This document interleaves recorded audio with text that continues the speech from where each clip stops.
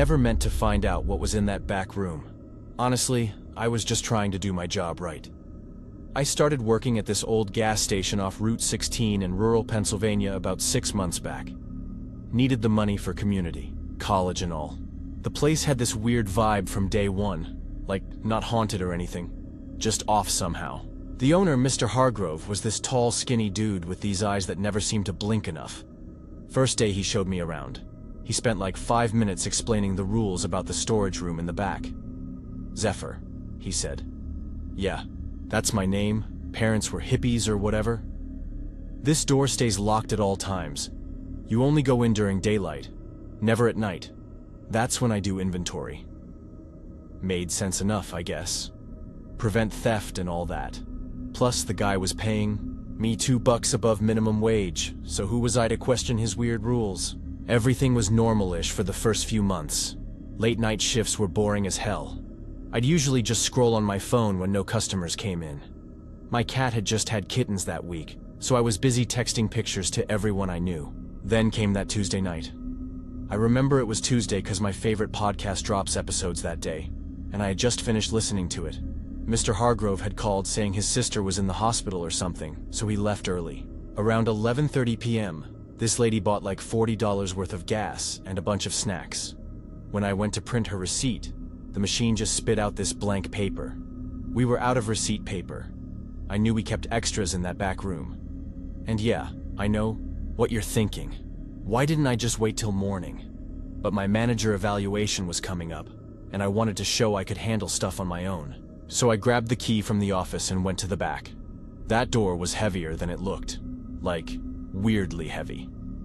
When I flipped the light switch, the lights took forever to come on, buzzing and flickering like in those cheap horror movies. What I saw didn't make sense at first. Past all the normal stuff, paper towels, cleaning supplies, extra cups, there was this whole wall just covered with Polaroid pictures. Hundreds of them. All showing our gas pumps outside, but taken at different times.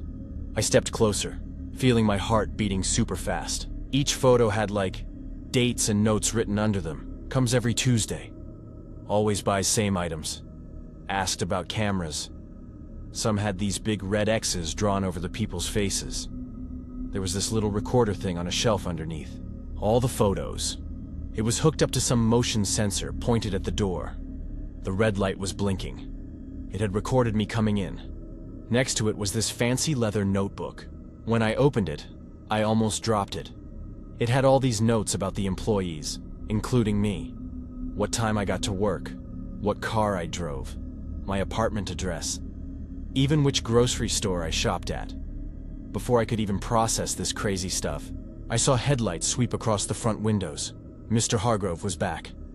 I grabbed the receipt paper, locked up that room as fast as I could, and practically ran back to the register. The next day, I put in my 2 weeks' notice.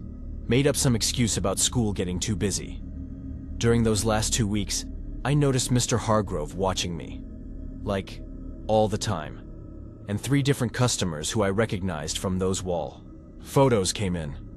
Each time, Mr. Hargrove took them to his office for a few minutes. Then they left without buying anything. 2 days after my last shift, I woke up at like 3 a.m. to this weird clicking sound outside my window. When I looked out, I saw Mr. Hargrove's blue Buick driving away. I moved in with my cousin in Ohio the next week. I still check my locks twice, every night. And sometimes I swear I see that blue Buick in parking lots or driving past my work. Maybe I'm just being paranoid, but maybe not. I don't know what Mr. Hargrove was doing at that gas station. Don't know who those people in the photos were, but I know enough to keep looking over my shoulder.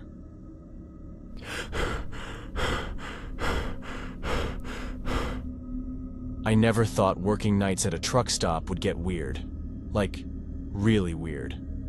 I've been doing the overnight shift at this gas station off Interstate 75 for almost 2 years now. It's mostly truckers stopping for coffee and tired families on long trips. Nothing special. 4 months back, things started getting strange. It was around 2 a.m. on a Tuesday, real quiet night. I was just restocking the energy drinks when I heard this truck pull around back. Wasn't expecting any deliveries, so I went to check it out. This plain white box truck was at our loading dock. No company name or nothing, just white. The guy unloading stuff wasn't wearing any uniform either, just normal clothes. He was putting these big black garbage bags by our back door. I went up and said, "Hey, we don't have any deliveries scheduled tonight." The guy barely looked at me, just said, "Special arrangement with Dimitri. Dimitri's the owner." Then he showed me this clipboard with a form that didn't even have a company name on it. "Need your signature for 8 bags, he said. I told him I should probably call Dimitri first. That's when everything got real tense. The guy stepped real close to me. I remember he smelled like those pine air fresheners. "Listen," he said super quiet. "This happens every 3 months.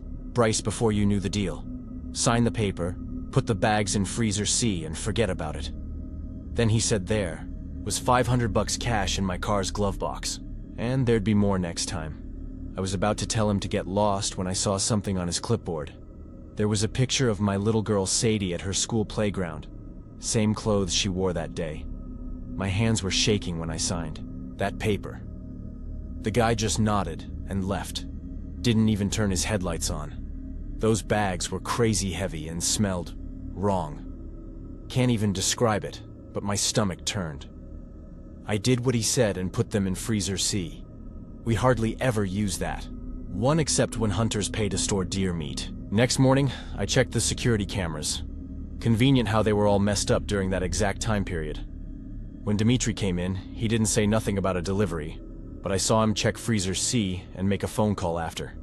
3 months later, same thing happened again. Different guy this time, but same routine. The old bags were gone somehow, and yeah, the money was in my car again. I noticed Jalissa and Thomas won't go near freezer C anymore either.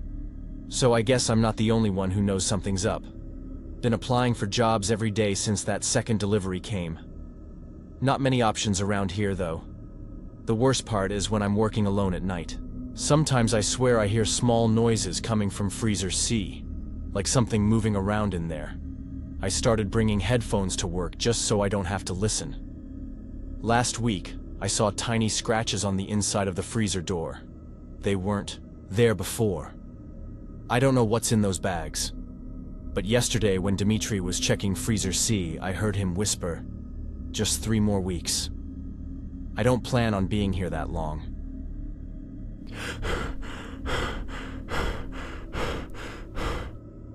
I never thought anything bad would happen at my boring gas station job. It was just me, alone on the night shift at this rundown place on Interstate 40. No towns for like 30 miles in either direction. Most nights were the same. Stock shelves, ring up energy drinks for truckers, mop the sticky floor. Then came that Tuesday night in February. It was around 3 a.m. when the silver sedan pulled up to pump 4. The car just sat there with the engine running. I could see the exhaust making these weird ghost-like clouds in the cold air. 5 minutes passed, then 10. After 15 minutes of nobody getting out, I started feeling kinda nervous. I used the store's PA system. Pump 4. You need any help out there? Nothing. No movement. My boss Darren always said we can't leave the counter unattended after midnight. Company policy or whatever. So I just kept watching through the windows that had all this frost around the edges. At exactly 3:42 a.m., I remember checking the clock. This guy finally got out. He walked real strange, like his legs weren't working right. Something about his movements just wasn't normal. When he came inside under those buzzing fluorescent lights, I saw his face. That's when my stomach dropped. His expression was just blank. Not tired or angry or anything, just empty. And his eyes? The pupils were so big you could barely see any color, like black holes staring right through me. He didn't buy anything, just stood there, asked in this flat voice that didn't go up or down at all, "Do you know where the others are?" I think I mumbled something like, "What others?" But he just stared at me for about 30 seconds, then walked out real slow. I called Darren first thing in the morning. He asked way more questions than I expected, especially about the license plate, which I hadn't even thought to look at. 3 days later, these cops showed up with pictures of missing people from nearby counties. Then 2 weeks after that, they found 3 bodies in some old mine shaft like 5 miles from our gas station.